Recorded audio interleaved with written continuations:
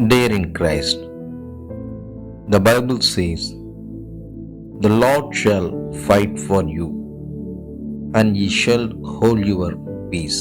Amen. யாத்ராகமம் 14:14 பார்க்கிறோம்.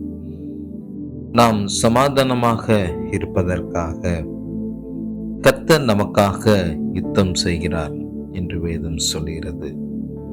ஒருவேளை நீங்கள் கடினமான சூழ்நிலையில் போராடி கொண்டிருப்பீர்களானால், முதலில் நீங்கள் செய்ய வேண்டியது பயத்தை, குழப்பத்தை,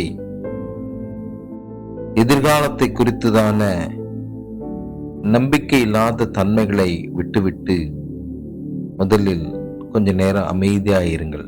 தேவ சமூகத்தில் அமர்ந்திருக்க பழகுங்கள்.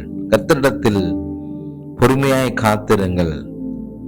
வேதம் அதுதான் சொல்கிறது.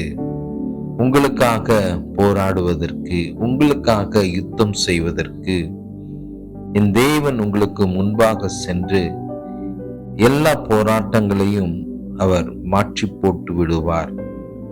நாம் அமைதியாக தேவன் மீது ஜெபத்தோடு கூட நம்பிக்கை வைத்து அமைதியாய் காத்திருக்கும் போது தேவனுடைய செயலை நீங்கள் பார்ப்பீர்கள்.